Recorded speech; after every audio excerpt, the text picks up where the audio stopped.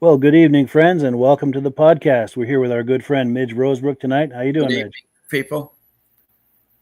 Nice to see you.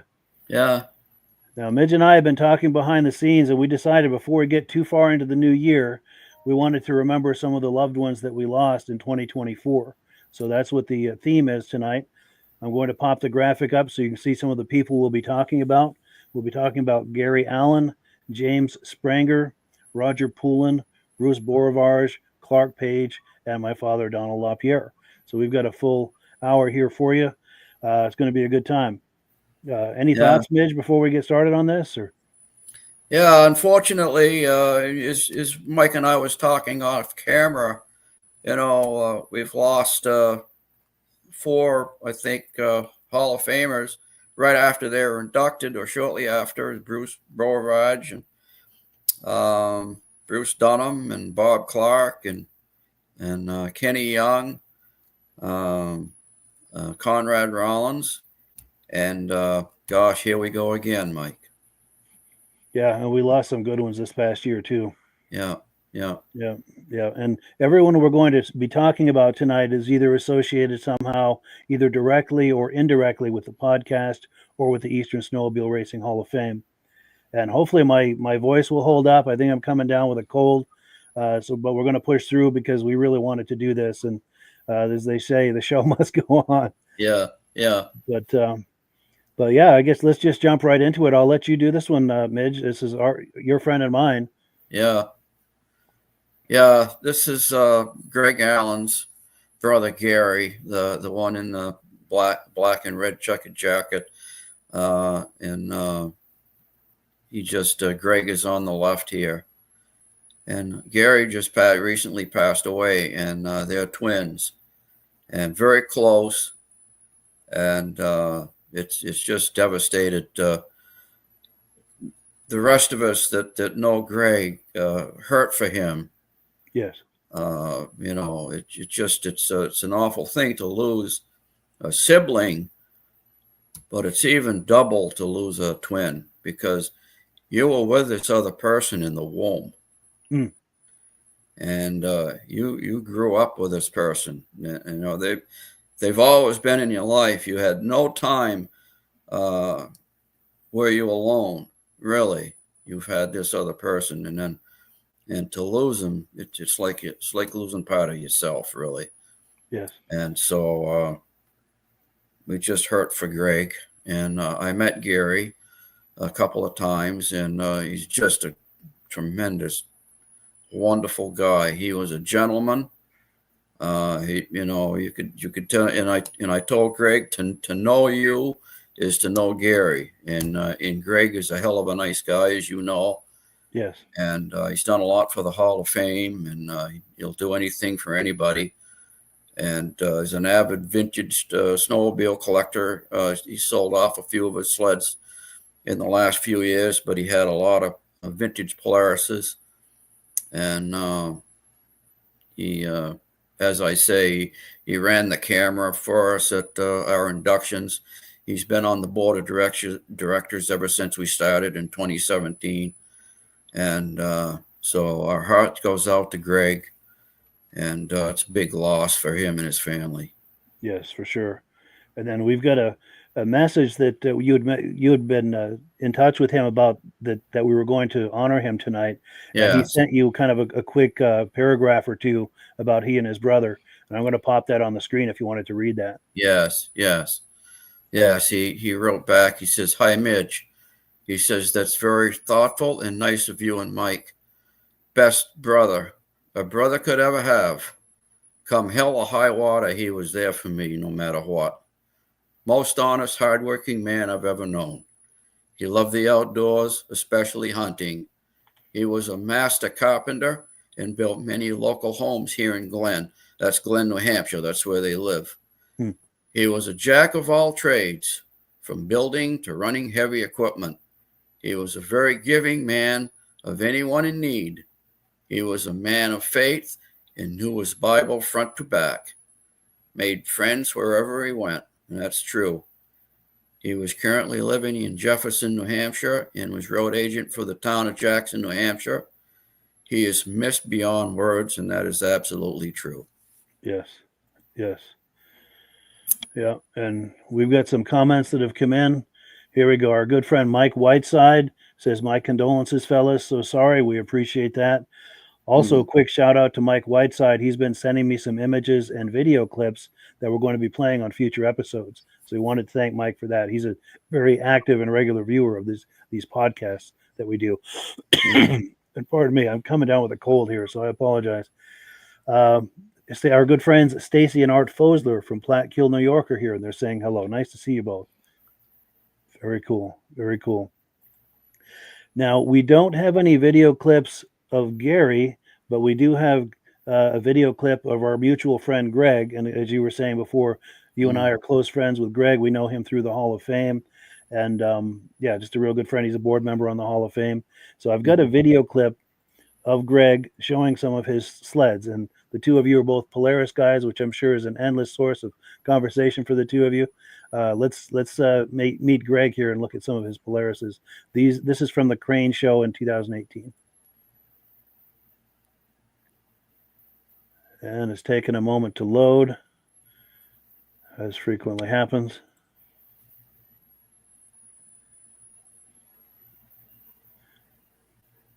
Name's Greg Allen. I'm from Glen, New Hampshire, and we're up at Paul Crane's Museum in Lancaster, New Hampshire for the 2018 Vintage Snowmobile Show. I brought up 4 sleds. As you can see, I'm a Polaris fan.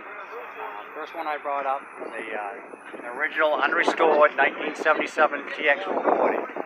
This was considered a trail muscle sled. In the category it would be classed in. These, back in the day, they were one of the fastest sleds that year. This next one, this is what some people consider the holy grail of Polaris. This is the first year of the Polaris liquid-cooled TXL. It's 1977. These are extremely fast. They won a lot of cross-country races, ice races. I took 3rd place last year at the Kilkenny Cup. Nice. 2017. Nice. Didn't wreck it. A lot of people go out and say, "My God, what are you racing that for? That thing is mint." Yeah, no doubt. Well, I'm gonna have fun with it. Good. Yeah, you might as well enjoy it. And this is a TX modified TX 250. This is all set up for oval racing also. It's got the handlebars and the loop tanks you can see there in the back. Yes, yeah. It's got the custom seat on it. It's set up. It only turns left. It won't turn right. I like that loop tank. That's cool. It's set up just for oval racing. And this is a 1978 RXL clone that I built. Wow, that's a It took me beauty. about a year and a half to get parts and pieces to build this from scratch. I had just a basic tunnel, and I built it from there. Nice.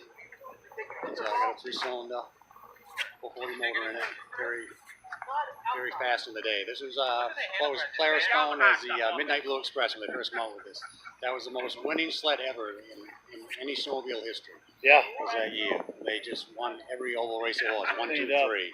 Wasn't that one of the first years with independent suspension in the It front? was. They had been racing it some up in Alaska and had a few problems, and the other manufacturers kind of didn't really pay attention to what they were doing. But they knew they really had something special. And then when they had the first races, they were still, they didn't believe it, how fast and how far ahead they were. But by the 3rd race of the season, they said, Polaris is onto something. And, they actually tried to change the rules so they couldn't race it. But Bob Eastman put up a big fight. He had the rule book, and they had a big meeting. And there was nothing in the rule book that said their sleds were illegal. And he knew he had them. Nice. And Polaris just dominated that year like no other team ever has, and probably never will. Yeah, for sure. That's amazing. Well, thank you. I really appreciate it. Yeah, thank you. Hey, So yeah, that's your friend and mine, Greg Allen. Yeah. And we're remembering his brother, Gary Allen, who passed away recently, his twin brother. And like for everyone viewing this, to include them in your prayers, as we are during this time, and we appreciate anyone who's doing that. And anything more on Gary and Greg before we move on? Or? Ironically, Gary never got the snowmobile bug. Oh wow! Greg was big in it, and we never could get Gary involved in it. Wow. He was involved in other things, hunting, and things like that. But and I think out of all of these sleds that he just showed, I think the only thing he has left is that clone that he built. And he had since purchased an original 1978 RXL, the original from the factory. And I think he's got that for sale now. Wow. Yeah. And but I kind of sold off his collection, just downsized. And Sure. but yeah. I think it's safe to say too that Greg got snowmobile bug enough for the both of them. Yes, yeah. Gee whiz, he had this is just what he had here is just a small sample of what he had in his collection. I think he had like 10 or 12 at one time. Wow. Yeah, Polaris's. So, but he since sold most of them all off. Sure. Yeah. And our friend Mike Whiteside is here saying beautiful sleds. Beautiful. Yeah. Yes. Yeah. No, he took a lot of pride in them, and the things were mint, like he said that. Yes. Yeah. Yeah. Well, cool. So I'll remove this from the screen here. We're going to keep going. The next person we're going to remember tonight is our good friend James Spranger. Now, James was a regular viewer of the podcast, both the Thursday night podcast that I do with Rob, as well as what you and I do on Sunday nights. And I've gotten to know him a little bit online. He had Parkinson's disease, so it was difficult for him to talk. But he and his brother came on the podcast one time last year. And I'm going to remember that. Yeah. Yeah. In a few minutes, I'm going to play a clip of that. He wasn't able to speak very much, but he thoroughly enjoyed being on the podcast, as did I, and Rob as well.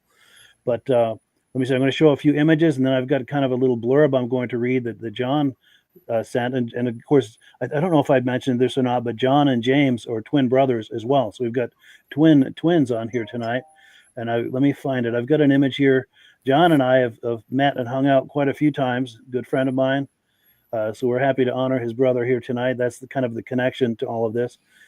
So let's take a look at some images. These guys were snowmobile guys from way back, both racing, trail riding, the whole experience.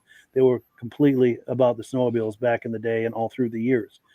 So here are some images of them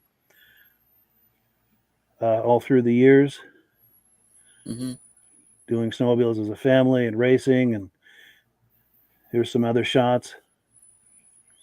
And I've got a thing that John sent me, some comments about his brother. So James and I were identical twins. He wasn't just my brother. He was my other half, my confidant, my partner in crime, and the person who knew me better than anyone else on earth. From the moment we were born, we shared an unbreakable bond. Our passion for snowmobiling started in 1965 when we were the first to have snowmobiles. Our family loved snowmobiling together. In 1968, we both started racing snowmobiles. We had the need for speed, as many of us do. We burned the midnight oil together, doing our own setups and modifications to our race sleds to make them more competitive. We were very successful in our racing careers. After James's son was born, he fabricated a mini race sled that looked like a Formula One twin tracker. In the past 5 years, we started watching the Vintage Snowmobile podcast. In February 2024, we were invited live on the podcast to show our history of racing and snowmobiling.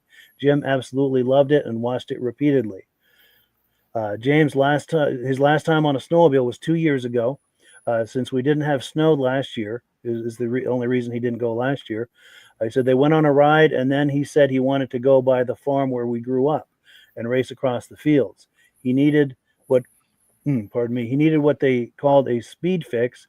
He ran his sled wide open across the fields, and when he stopped, he had the biggest smile on his face and gave me a big thumbs up. I can still see it now. Foremost, Jim was very meticulous with everything he did. He was an awesome fabricator and a body man. James was diagnosed 10 years ago with Parkinson's, and it progressively took him down, and it made it difficult for him to do the things that he loved. To my brother, I say thank you for being the best twin a person could ask for. Until we meet again, your memory will live forever, be in my heart. Yeah. So, yeah, our thoughts go out to James Spranger. Absolutely. Yeah, thoughts and prayers for sure.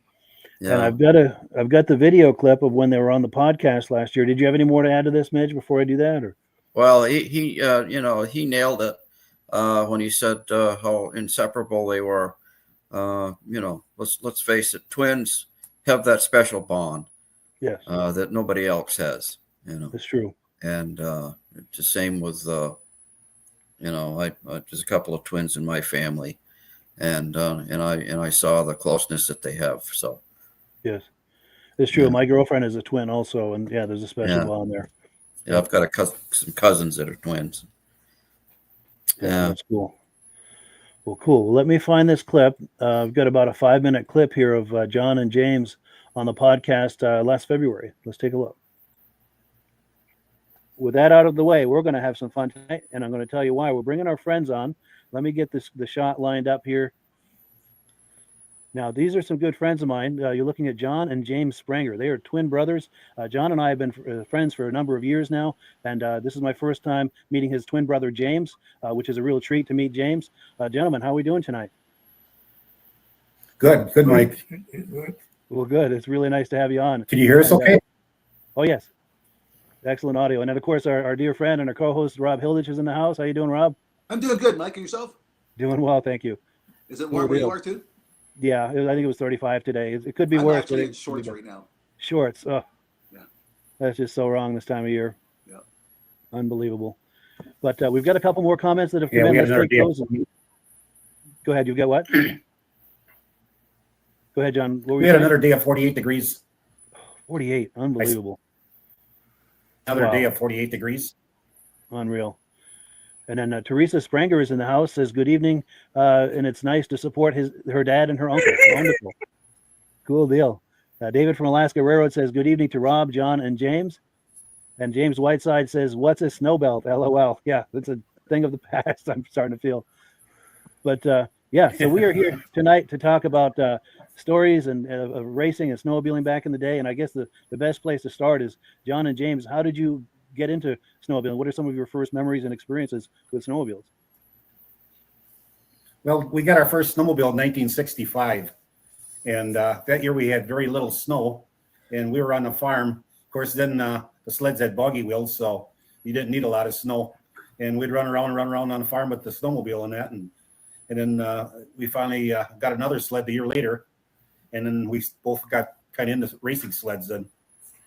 So Nice. And I think we have an image to support that. Is this bring back memories? Is this what you were talking about? These are the days?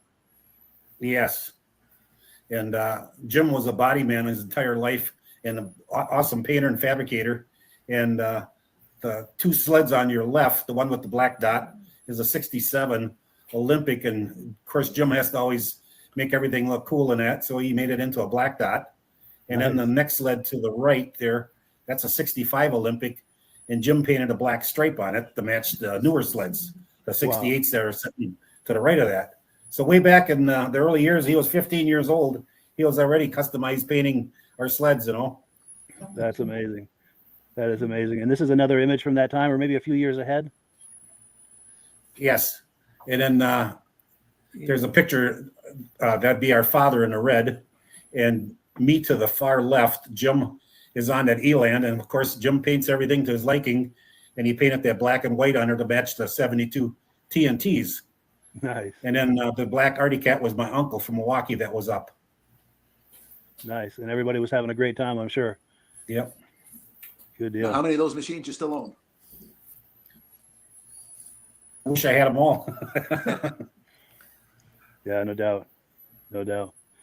And yeah, from here we can go over wherever you like. As far as we've got all of the images that we've got ready and video clips. Is there anything specific you'd like to go to as far as the next step with this? Or? Just bring them up and we'll kind of talk, Mike, on it as we go. Sure. All right. There's Jim's RV. That's a 76 that originally had a yellow hood on it.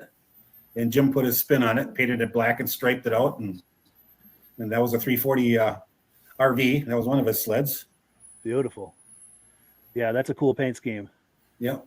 And there's a picture of me racing in first place there with my free air 73 Skidoo that I won a lot of races with. And we'll be talking about that a little bit later. Yes, we sure will. In fact, That's the picture of it there. There we go. Yeah, the TNT free air. Yeah. Very nice. And some trophies in front of there from racing, I presume. Yep. In those days, there was more cash payouts than there was trophies, but that's kind of the way it was. And then actually, when we got into racing watercraft, there was just medals and cash payouts. There was no trophies at all. So Yeah. And That was was this strictly in Wisconsin or other states too, or did you get up into Canada at all, or no, just Wisconsin. Wisconsin? Yeah, Basically Cool. central Wisconsin. central Wisconsin. Perfect.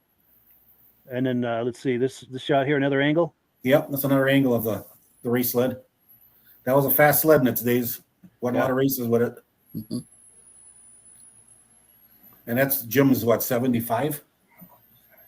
78. Okay, it's Jim's 78. Now that's a cool paint job. That's a 440 free air. Yeah. And is this a paint job that Jim did, or is this factory paint, or? I think that one looks pretty much factory, Jim. Yeah, he says. Yeah. He put the checkered tape around it Nice. and put the stripe on the tunnel. Oh yes, yeah, yeah. You know, he always puts his little accent on everything, makes him look Nice. good. That's cool. Yeah, he definitely had a flair for making those sleds look nice, didn't he? Oh, he did. Yes, he did. Yeah, yeah. Always looked nice, and it was never overdone. In the images I saw, it looks like it was never overdone, but always just made it look really interesting and unique. Yes. And yeah, very cool. So yeah, our thoughts and prayers go out to the Spranger family, and we ask the viewers of this to please share your thoughts and prayers for them as well. And anything to add to this, Midge? Or? Yeah, Parkinson's is a tough disease. That's what took Bob Clark, and yeah, between that and Alzheimer's, I don't know if two worse diseases. Yeah, You know, incurable. I mean, they're incurable. yeah, and it's just a long, slow decline. It's really rough for the person and for the family and the loved ones. It's Yeah. yeah. No, And then we've got it's just tough. It sure is, you know. yes. And our good friends Stacy and Art Fosler say they like those TXs from the past clip, the previous clip. And then our good friend John Spranger Jr. is watching, which we really appreciate. He says, "Good evening. I'd like to give a big thanks to Mike and Midge for putting this memorial podcast together. We all have to keep this family and racing sport alive. You two are like," he said, "you two are like brothers to me. Thank you again." Absolutely. Yeah, you feel like a brother for us John. as well. Definitely. Yeah, John's a good man. Yeah, sure is. Yeah. And then, oh, here we go. Mike Whiteside. He was out in Wisconsin, I believe, last weekend. He said he thought of the Sprangers last Thursday and Friday. Very cool. Very cool. Yeah. So, yeah, let me, I'm going to pop this on the screen while I remove the video clip. But, yeah, thoughts and prayers out to James Spranger. Yeah, we lost some really good ones this past year. Oh, okay. Yeah. And, yeah, next was an inductee into the Eastern Snowmobile Racing Hall of Fame. We did a full hour on him a few months ago, but we can't do this and not touch on him. So let me pop an image of Roger Poulin. Yeah, Roger. Yeah. Yeah. Anything to add on him or any thoughts on him? Legendary Eastern racer from the 70s. Yeah, bigger than life. Yes. Yep. Roger was a kick. He was the life of the party, you know. Yes. You come into a room and it was all Roger from then on. Yes, he light it right up. Yeah. Yeah. And even with his T-shirt he's got on, that just tells you about his personality. Yeah. That was his tux. Yes. Yeah. His Elvis shirt. Yes. Yeah. And then we've got this great image of him when he was younger back in the day. Yeah. I'm thinking Handsome mid-70s. kid. Yes, yeah. Yeah. This must be mid-70s, you think? Yeah, I'd say so. Yeah, it's 73, 4 along in there, maybe. Yeah. Yeah. And he was inducted into the Eastern Snowmobile Racing Hall of Fame. What was it, 2020 or 21? Do you remember? 2020. Yeah, it's boy, it's escaping me right now, Mike. But yeah, it all becomes a blur for me as well. Yeah, it's either 2020 or 2021. Yeah. Outside ceremony. Yeah. Yeah. Might have been the second one, which would be 21. Yes. And then here he is with another legendary Eastern racer, Paul Lamontagne. Yeah, Paul Lamontagne. He's another one that brightened up a room. Absolutely. Your friend and mine, both of them. Yeah. Love those guys. Definitely. Yeah. Yeah. So, rest in peace, Roger Poulin. Yes. Definitely. And if you're interested in him and his career, we did a whole hour on him a few months ago. If you look wherever you're viewing this now, if you scroll back through the videos, you'll see a whole hour where we remembered him, went into Right. detail about his life, his career, and all of it. Mhm. Yeah. Yeah. Yeah, with Rick Simula. Yes, that's Right. right. Yeah. And his sister was on too. Yes. Roger's sister was on. Yes. Unfortunately, we didn't have audio on her, but she was participating with comments in the comment section and everything. Right. Right. And she was very helpful and supportive as far as getting things to us to help us to remember him on that. Yeah, very close to Roger. She was. Yeah. Yes. So the next person we're going to remember is Bruce Beaurivage. He was associated with the Eastern Snowmobile Racing Hall of Fame. You and I both know him very well. And Yes. do you want to kick this off? Or Well, I met Bruce at Tim White's funeral. Tim White was a local electrician, and of course, when he was younger, he raced skidoos for Roberts Motors at first, and then Timberland Machines, and then Tim White himself is now inducted into the Hall of Fame. But it was back in 2012, I think it was 2012, when Tim passed away. Bruce came to the funeral because Bruce is an electrician and he had worked with Tim over the years. And so I got to know Bruce through that. And then we started doing a few Grand Prix, and Bruce was actually one of the tech guys in the pits for us during the Grand Prix. He also did that when he was when they had the Great North Woods Racing Series up in Colebrook and Errol. He was a tech man for them up there, and he helped us as well. And then we did when we started doing the Hall of Fame inductions, Bruce became a board member, and he was instrumental in later years in getting these people that I didn't know very well, but he did know, helped get them inducted as well. People that really needed to be in the Hall of Fame. And he would get their resumes, he would get their photos, he would follow up and make sure they could make the trip out. And it was just a blessing to have Bruce on board. It really was. And such a sad deal all around to lose Bruce Beaurivage.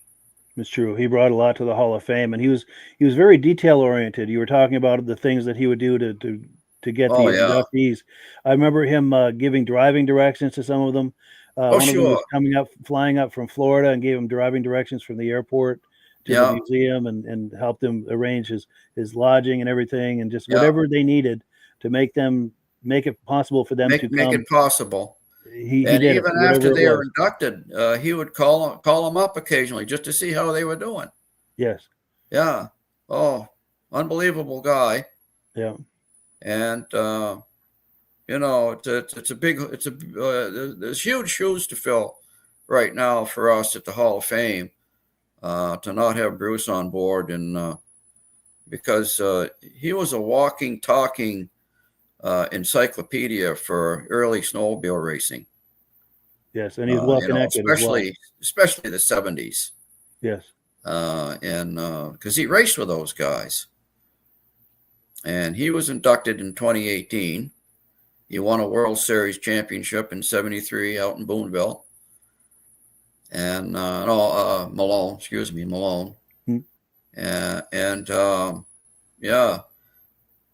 Extremely knowledgeable in especially Arctic cats and racing in general. Yes. In fact, that's a perfect segue for this image. We have these two images. And it should be noted, you pointed this out to me as well, that 36 in the front there on the left is the same 36 that he's sitting on decades later. He kept that sled all through the years. Yeah. And that was on display in the museum there for a while too, wasn't it? I'm not getting that image. I'm just getting Bruce standing in front of the museum right now, Mike. Oh, I'm wondering if you're locked up, because it shows that your image is locked up. Okay, I'm locked. Yeah, I guess I am locked. Yeah. Well, you know what I'm going to do?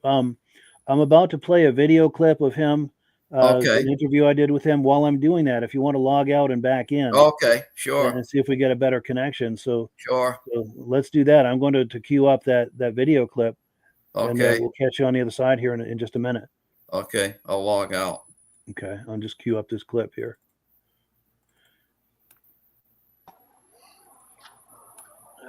Focusing. There we go. Whenever you're ready. Okay, my name is Bruce Beaurivage, and I raced Arctic Cat for 9 years. And I attended the 2019 Hall of Fame today and had a great time.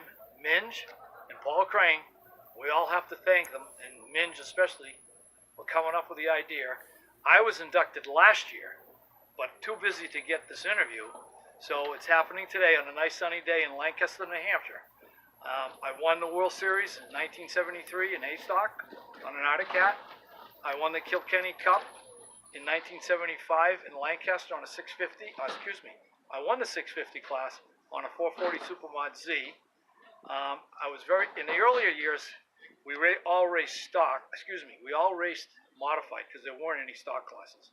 In 1973, I raced the 250 LT Gray, and that's the one I won the World Series with. In a 4th place also in B stock. In 1974, we raced the same 250 and the 1974 295 Arctic Cat LT Gray. And George Gordon and I dominated the Eastern Division in points for A stock and B stock. It was either him or I that were winning. And he would go to New York and get his points, and I would go to stay in New England, Maine, New Hampshire, and Vermont to get my points, because we both were friends. And in 75, I decided to go in a modified class because Skidoo came out with the 245 RV, which was beating our 250 LT Gray. So I converted mine with a mod kit to a 440 mod and qualified for the World Series that year in both 440 mod and 650. In 650 class, I won at the Kilkenny Cup. And the week before the World Series, I blew my motor. That year, Chip Elwood got hurt in Bangor, Maine, and he had a 650. I had never driven a 650, but they could not get me a crankshaft soon enough to get my sled together for the World Series. So Clyde Fessler, the marketing director for Nero Equipment, arranged with Bill Aball for me to drive their sled in the World Series. So that was my first experience on a 650. And Herb Yancey will tell you that is the fastest 650 he ever drove, and the only one I ever drove, the fastest sled that I have ever driven in my life. Wow. So I crashed the sled. I didn't get hurt, but maybe it was a blessing I crashed when I did. I just never expected that kind of performance and drove right up in front of the guy that was in front of me and pulled the tether switch, and that was the history of it. So, and then I raced in 76. Arctic Cat didn't have good engines. They switched. Finally got my 440 Supermod going. Got bib number 36. I had earlier bibs of 56, 57 in stock, 55. George Gordon had 53 and 54. We were top. And 1977, I had a 340Z, but I got married. And during the middle of the race season, I was in Italy on my honeymoon. And my wife said, when you get home, this is it. And you're only going to play for one hockey team next year, not two. So that was the beginning or the ending of my marriage and racing snowmobiles. I had a great time today, and thanks again to Paul and Mitch and everybody that had a wonderful time, a reunion that can't be replaced. Thank you so much.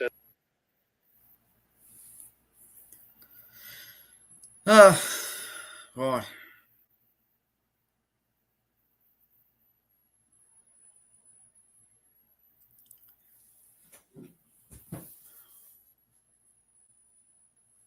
Now your mic is out. Your microphone. Yes, sorry about that. That was me. That was my bad. Yeah. But yeah, we ask that you include Bruce and his loved ones in your prayers, thoughts and prayers. Yeah. Yeah. But yeah, so Yeah. I'm gonna. No. Did you have any more on him or? Boy.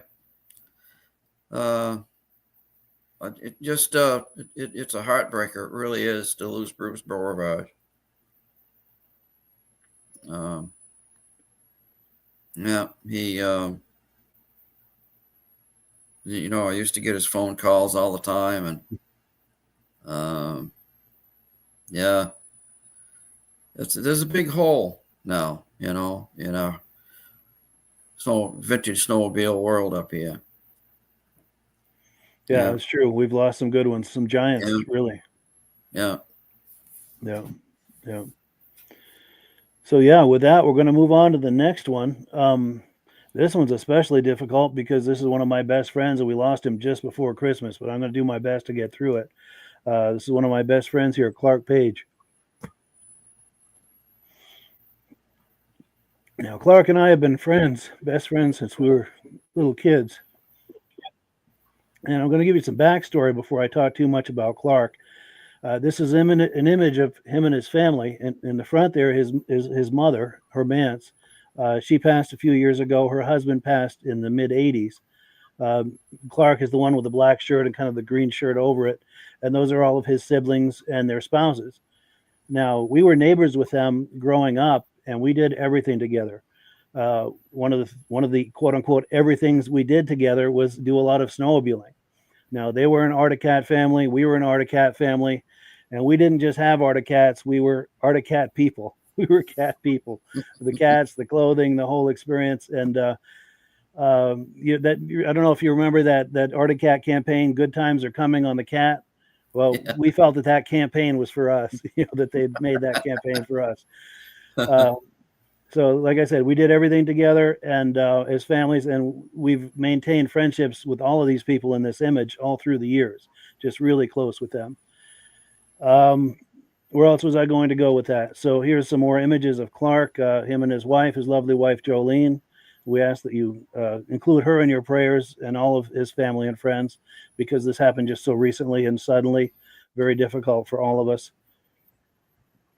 Another good shot of them.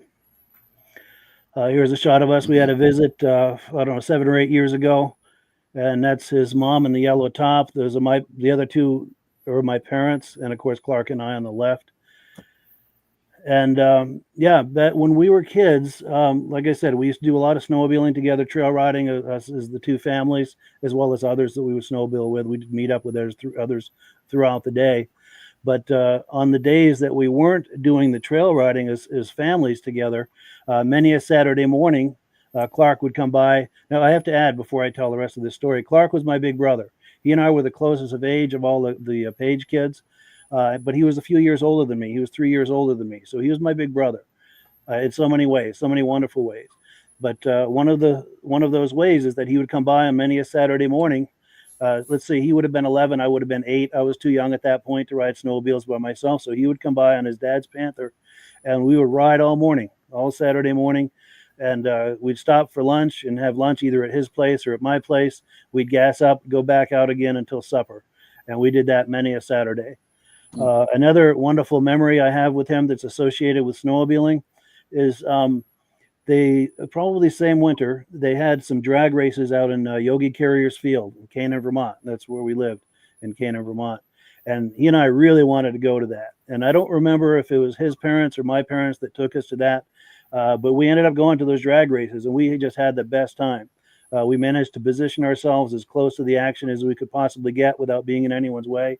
And we just had the best time.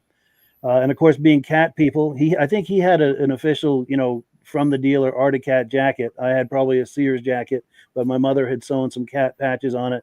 So we thought we were pretty good, kind of flying the flag for cat, and it was fun. Anyone who was around in those days, the early 70s, there was so much excitement around all the brands.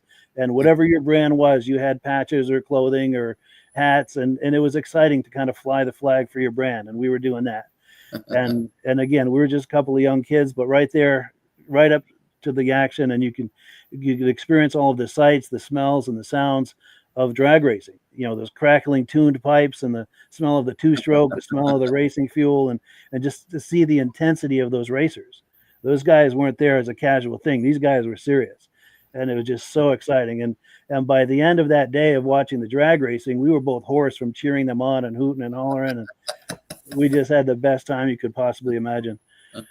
So just a couple of memories of Clark, associated with snowmobiling. And then the other thing I have to mention, his mother there in the yellow top, and this is also her in the front there. She is a cousin of Eastern Snowmobile Racing Hall of Famer Claude Hebert. So there's another kind of tie-in, snowmobile tie-in with all of this. And then if anyone who happened to watch the cat patches video that Midge and I did a couple of months ago, same family, the Paige family right here. Yeah, we just did so much together, but we did a lot of snowmobiling together, and we were kind of Arctic cat families together. Just so many wonderful memories. And I guess to close this, what I'd like to do is I've got a video clip of Clark. This kind of shows his sense of humor, his personality, and his big heart. I'm just going to play it. It's from Christmas 23. It's going to take me a minute to cue it up. Sorry, folks. Here it is right here. It'll give you a laugh, though. This is worth it. Oh, ho, ho! Merry Christmas, everybody! From the North Pole to the Northeast to the Northwest to the Southwest to the Southeast to the South. We want you all to have a Merry Christmas. I'll be coming through tonight, and if you've been naughty, you ain't gonna have no presents underneath the tree. If you've been good, you're gonna love what I'm gonna give you this season. All them boys and girls out there, I hope they have a very Merry Christmas. To my family and friends across the nation, I love you all. Merry Christmas. Merry Christmas. So, yeah, that just says it all about his personality, Yeah. Yeah, he was a hell of a guy. Yeah. Anything to add to that, Midge? Or? I got to tell you, if anybody has a friend like that, and they haven't seen him for for a long time, give them a call and tell them just how much you appreciate having them as a friend. It's true. Don't let it slide, because you know what? You may not have a chance to ever say anything. What you want to tell them. Life is too short. Yeah, that's true, and that's my regret. Is I thought we had more time. Yeah. No, you just never know.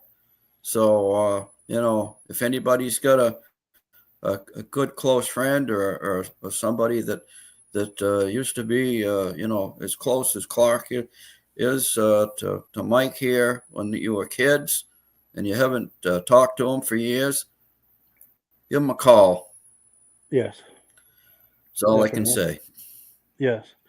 And then I guess to transition out of this, hopefully with a little bit of humor, because maybe we need that right now. As I was saying, Clark's mother was cousins with Claude Hebert, legendary Eastern Snowmobile Racing Hall of Famer. Now, I just happen to have Claude's induction clip here, where he tells a really funny story, which I think is what we need right now before we go into the next clip. But let's take a look at his cousin here being inducted into the Eastern Snowmobile Racing Hall of Fame.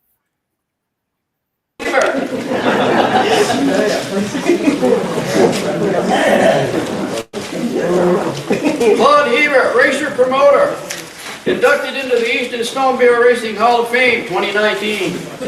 Claude's exceptional racing talent in the early 1960s was noticed by a local Colbert motorski dealer, who then hired him as their driver. He was soon invited to race for the Eastern Motorski distributor Rockwell Incorporated.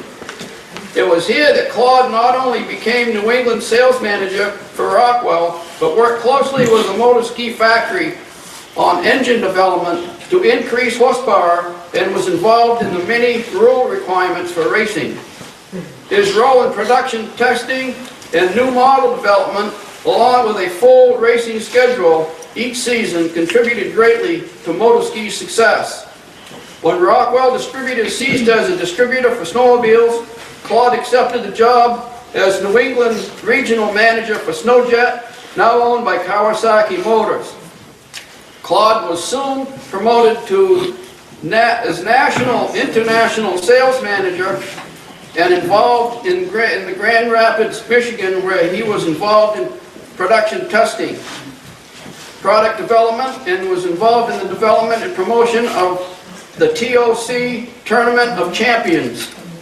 In 1969, on an icy Sunday morning at the Lancaster Grand Prix racetrack, snowmobile racer Claude Hebert, driving a 634 motor ski, got into a first turn skirmish with a Nordic cat rider and delivered to the snowmobile racing world the first real glimpse of the element of danger to this new sport. Will always be remembered as the guy who cut off a telephone pole.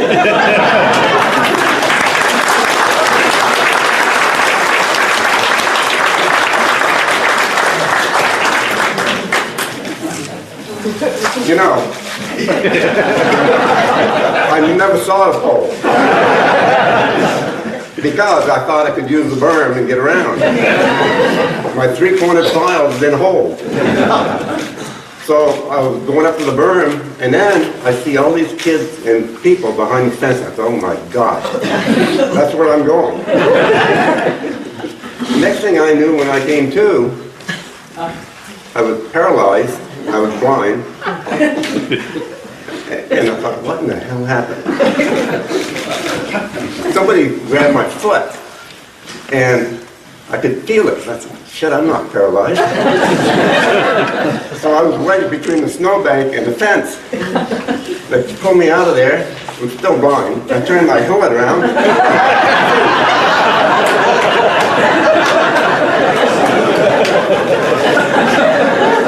I still didn't know what happened. The pole was on the track, and my motor ski's upside down on the fence. What? Well, I never saw the pole. That was the most amazing thing ever. And then they got my sled out, and I realized, hell, my brake cable was broke. I couldn't slow down anyway. So that was my day. It's a pleasure to be here and to accept this on behalf of the telephone pole and life.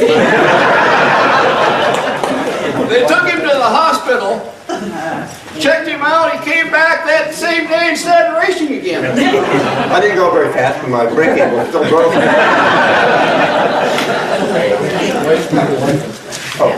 Claude is still promoting though. Claude has been instrumental in helping us find these different racers and everything the last couple of years on the internet. He's all the time looking for people, and he's been very helpful. So Claude's always doing something for us. Okay.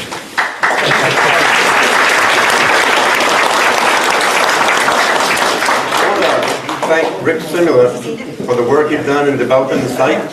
And that has brought together so many of the races and names from yesterday that we had all long forgotten. And all of a sudden, the stories they come out with and the memory these guys have is just unbelievable. I think Bruce Beaurivage... Don't ask them what they had for breakfast. Bruce Beaurivage can tell you every race he was ever in and what position he was in. You know, who remembers that stuff?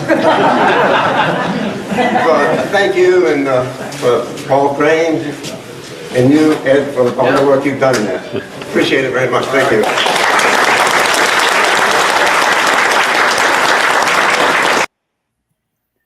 Yeah, so a moment of levity there with our good friend Claude Hebert. Yeah. And I want to be clear, just as a point of clarity, we're remembering racers and people associated with snowmobiling that have passed. To my knowledge, Claude has not passed. We're playing this because he's a cousin. Claude's still with us. Yeah. Yes. Yeah. And he just happens to be cousins of a good friend of mine who passed, and that I kind of tied that in. So I want to make sure we're not starting any rumors or stories here. Yeah.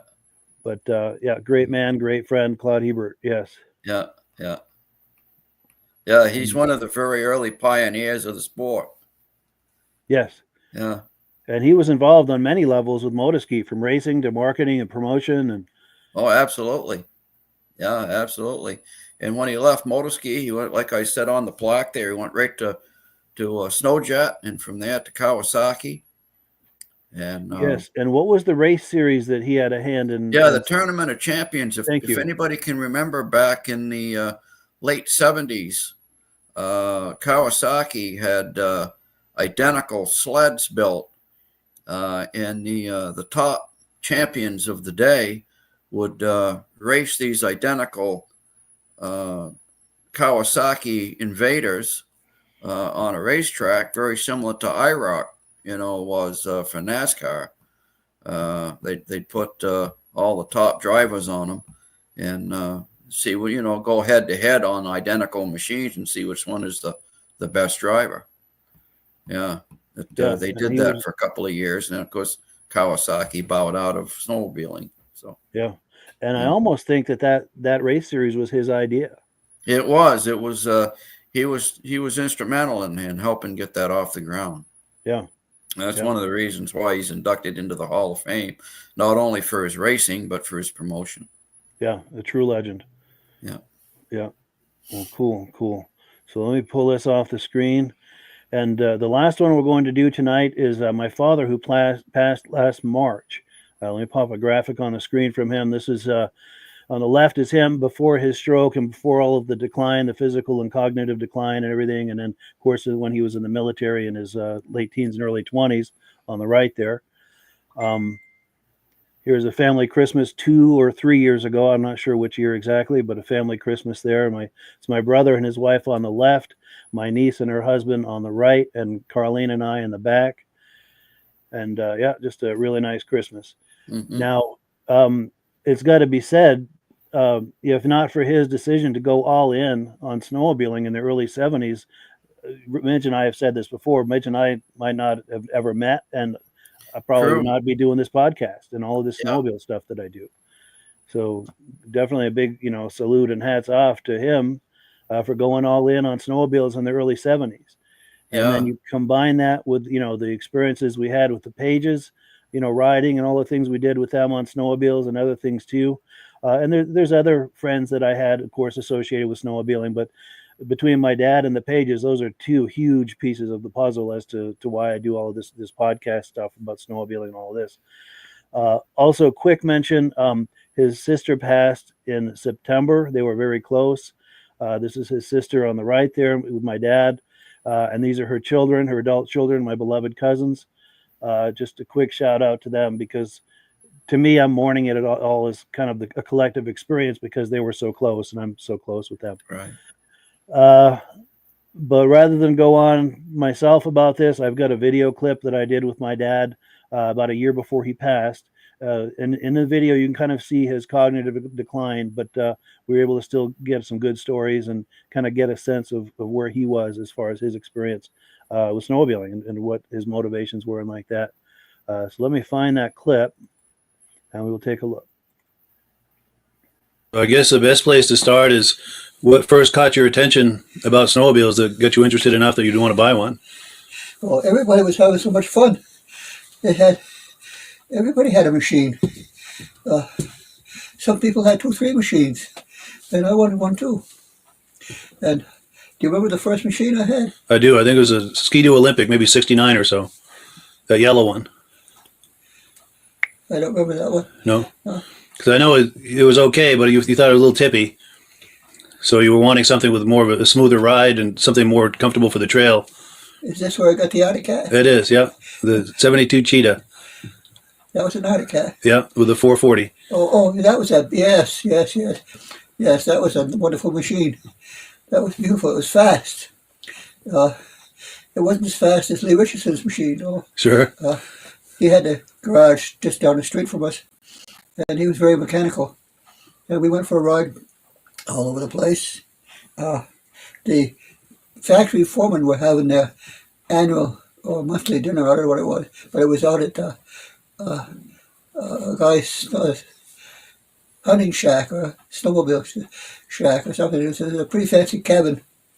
And so Lee Richardson and I went down. Well, we had to go from our house way up almost to the main trail, and then come down.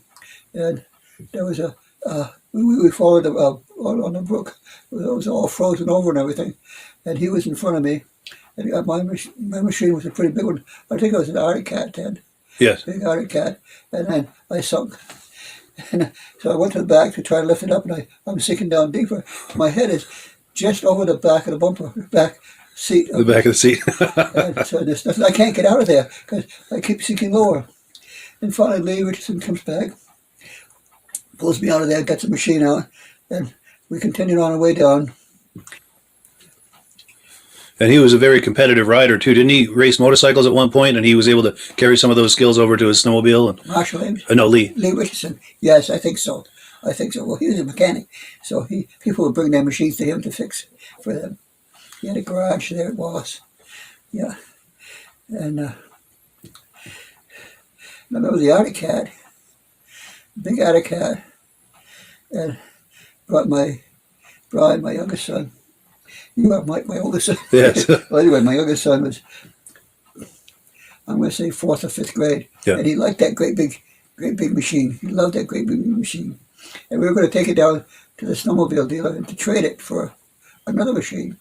And Brian was crying because he liked that great big machine. He looked like a little tiny tot on a very big machine. And I said, don't cry now. Wait till we get to the dealer and then cry. So you negotiate a better price? Yeah, I tried to negotiate a better price. Yeah. So I don't know if Brian did that or not, but you and I and Brian went down and we bought something, traded that big Arctic Cat in there. And the Arctic Cat was great, except it was big, heavy, got stuck easy.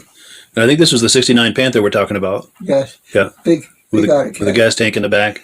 Yes, that's right. Yeah. But that was I think was that the first machine we had? No, that was the third machine, and I think you traded that for a Polaris TX, a '76 or '77 Polaris TX 250. Fast. That was a fast. That was fast too. Fast. Very fast. Yeah. Not as fast as Lee Richardson's machine, no. No. He had a fast machine. And a lot of it had to do with him on it. He was a very skillful rider. Oh yes. Yeah. Trying to think of some other snowmobile stories. Well, while you're thinking, I've got one, and I think she just pulled in here. But I'll see if you remember this. But this was with the Panther we were just talking about, the '69 Panther, with the gas tank in the back, single cylinder. So I don't know how many cc's it would have been, but that's not really part of the story. But there was a big across by Daly's camp there, across the road. There was a long snowdrift the plow had made, or a snowbank, I should say, and you'd managed to get up on top of that, and you were going to try to ride the length of it. And at about halfway across there, it started to get a little tippy. So you just kind of stepped off and lifted your leg and your arm, and the thing rolled down 2 complete revolutions and landed on the ground. Right side up? Right side up. And the engine never skipped a beat. And all you did was just kind of push the windshield up because that had gotten flattened, but there wasn't a scratch or anything wrong with the rest of it. Yeah. Do you remember that? Or? Oh, I don't. This is a long while ago. Yeah, this is 50 years ago. Yeah, I'm practically 91 years old, so my memory is not as good. It's not as good as it was when I was only 90. Yeah.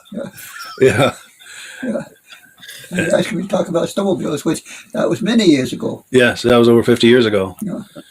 Now, do you remember the ride-ins and the group rides we used to do? We'd end up at a restaurant many times. Then we'd start out just either us and Paige's or us and Richardson's, and as we'd go, we'd meet up with other people, and now they're part of the convoy, and then we meet up with other convoys, and we join theirs, and by the end of the day, there's dozens and dozens of people, and we'd maybe stop in the middle of the day with a campfire and cook some hot dogs, and then later on in the day for supper, we'd end up at a restaurant, usually either the Northland or the Norton restaurant, and there'd be just dozens and dozens, and I don't know how many snowmobilers, but the place was just jammed with snowmobilers. Oh, snowmobiling was big. Yeah. Up in the woods up here. And we were at the end, out in the woods, about as far as you can go up the northeast corner. We were pretty remote, yeah. Vermont. Yeah, it was a small town. We were 4 miles outside of the small town. Yeah. So we were pretty remote. Yeah.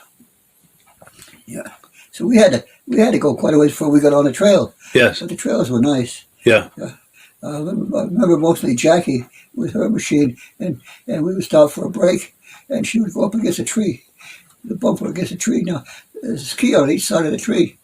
Now, as I try to pull that back, the skis dig in.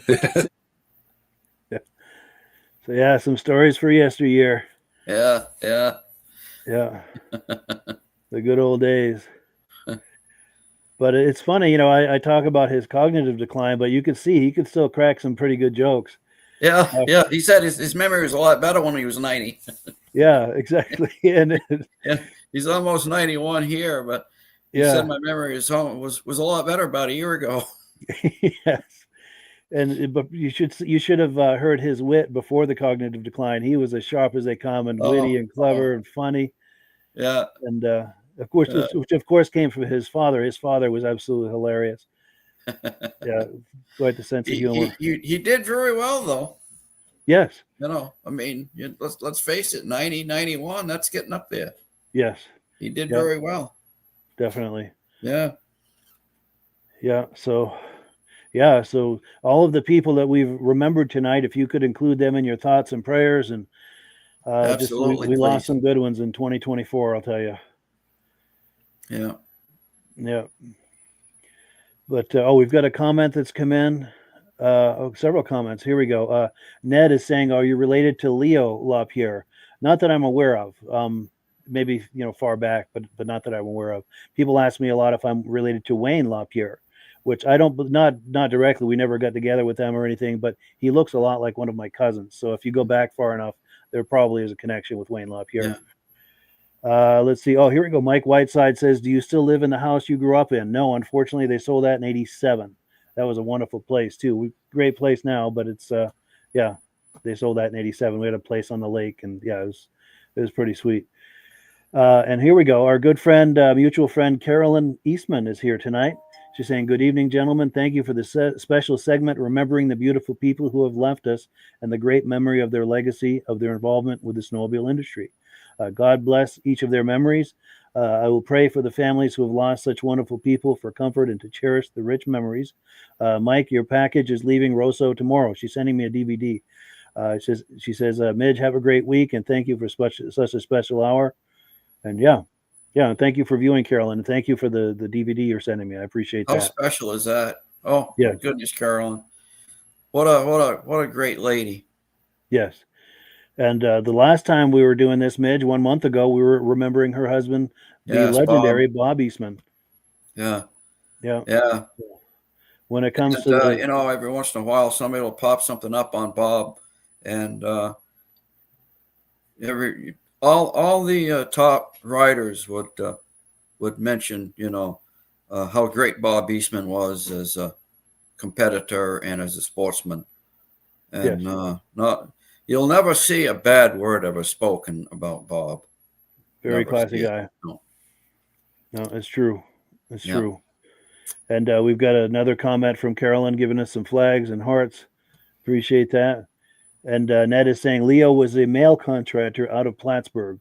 Yeah, none of that rings a bell. Most of us are out of either Vermont or Quebec, but the Leo that you're talking about may very well have ties to Quebec. And apparently, I'm going to say, I don't know if it's my great grandparents or I think one step above that, great grandparents. Apparently, there were a number of sons, and they had a falling out with the father, and they all went their separate ways, and were never in contact with again with any of them.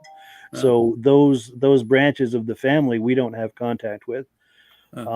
Not because we don't want to have contact with them, just because that happened over 100 years ago, and those are the consequences of it. Is those generations just lost all contact, which is unfortunate. So I'm thinking as I hear, are you related to this Lapierre, that Lapierre? It could very well be, one of those Lapierres that ended up branching off in different directions, going their own way. So that's kind of the nuanced answer to that question. So and some spell their name with a capital P, where yours is a capital L and all lowercase after that. So yes. And that may have changed along the way as well, too. Yeah. All it takes is one person to change it, and right, just because they like it that way. And it's funny you say that. Most of my relatives pronounce it Lapierre, and I started pronouncing it Lapierre. I think phonetically, that to me, I think that's how it should be pronounced. But, I think so too. Yeah. But Lapierre, I answered all of it. As long as it's spelled right on the check. Yeah. But Mike Whiteside says, "Thank you both. Great tribute tonight. Appreciate that." Yes. And anything we haven't talked about, Midge, that we should have or missed tonight? Well, just reiterate that, you never know what's going to happen. And just reach out to somebody that's been special to you over the years and tell them how you feel. It only take a few minutes of your time, and because you can wake up tomorrow and you could either be gone or they could be gone, and that's what we're talking about tonight. That's is true. Losing these people unexpectedly. Yeah. And it's just that's true. And I'm there's feeling so that many especially words with left Clark. unsaid. I'm feeling that especially with Clark because we were such Right. good friends, and we would send jokes to each other on Facebook, and we would talk maybe once every year, year and a half, and Mhm. we just thought we'd have more time, you know, Right. to whatever the final conversations we would have wanted to have, you know, as Right. he was one of my best friends, definitely top Right. 5 friends, you know, and yeah, Right. that's a big regret, but Yeah. Yeah. but I'm thankful for everything we had all through those years. That's you right. know? Yeah, and the same with my father as well. But at least with my father, I mean, we were close near the end. We were able to say the things we wanted to say to each Yeah. other, Yeah. Yeah. and we were there when he passed, and you know those kinds of things. None of it's easy, No.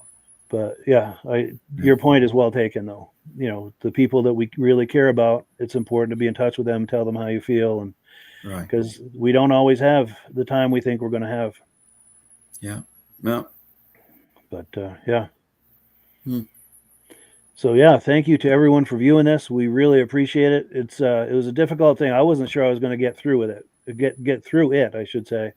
Somehow I managed to. Well, Someone was Mike can watching over attest us to doing those inductions and talking about you know, these people that have passed away that we're trying to induct. And what was it 2020, 2023 when we did it at the fairgrounds there, and that young man that passed away. Boy, I can't. It's Roland. just can't think of his name now. I can't either, but that was very touching. That was. Yeah, I mean, I lost it. You know. Yeah, and I was having a hard time too, just listening to it. Yeah. Yeah. But I don't think it's a bad thing. You know, it's if we're not doing it, how do I say it? It shows that our hearts are in it, and Yes. why do it if your heart isn't into it? Yes. You know, and that's kind of the way I look at it, and I can look past things like that, and I'm often at the ceremonies. Sometimes when you get choked up, I get choked up with you, just because I can feel it. You know. Yeah. Yeah. Yeah. Yeah. Yeah. Yeah. But yeah. So yeah, unless there's anything else, I think we're going to call it a night. And thank you to everyone for viewing this. We really appreciate it. Yeah, and appreciate please include the loved ones of all of these people we've honored tonight in your thoughts and prayers. And because we lost a lot of good ones in 2024, and a lot of us are still feeling it. Yeah. So trying to get through it. And so any thoughts, prayers, anything that you can share for all of these people we've honored tonight. I'm going to pop the graphics so you can see their names. Gary Allen, James Spranger, Roger Poulin, Bruce Beaurivage, Clark Paige, and Donald Lapierre. We lost some good ones last year. Yeah. Yeah. All right. With that, thank you, everyone. Have a wonderful evening. We'll catch you with third Sunday of February for another installment. Okay, Mike. Thank you for doing this. My pleasure. Thank you for doing it with me. I couldn't have done it without you. All right, everyone. Yeah. Happy New Year. I love you, man. Love you, man. Exactly. All right. Take care. All right.